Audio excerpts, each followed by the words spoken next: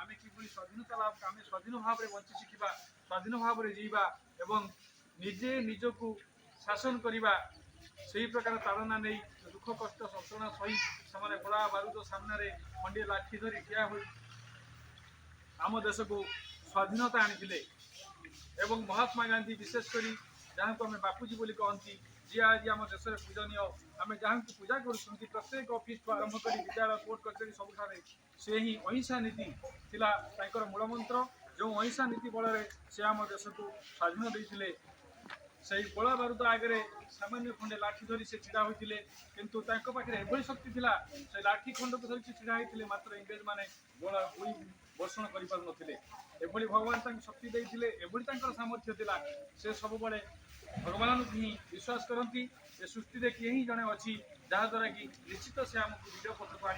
आमको ही विजयर उल्लास देखा और विजयर पताका ही आम भारत माटी निश्चय दिन उड़ब यही प्रकार विश्वास मध्य जन्मी एवं से अहिंसा नीति को आपणाई आम गोला बारूद आमर ना आम युद्ध करवा ना आम खाली हाथ में आम प्रकृत समाज आमर हक आम मांगा आम जा अनशन अमल अनशन करवा आम आंदोलन करवा आंदोलन से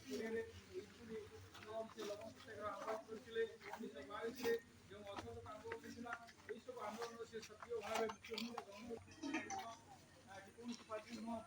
प्रत्येक धर्म लोक सक्षम होते समस्त चाषी आरंभ कर समस्त एकाठी हुई एक विशेष भाव में बड़धरण आंदोलन में सक्रिय अंशग्रहण करते जहाद्वारा कि आम देश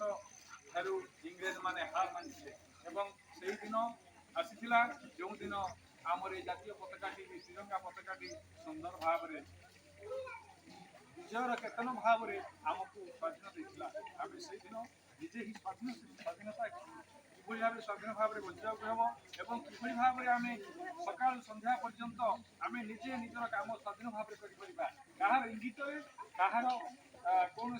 ताड़न कहार शक्ति सामर्थ्य आम बचापी से प्रकार सुजोग आम पाखे हाथ छड़ा होता से आम पाखु खूब अल्प समय दूरे जाते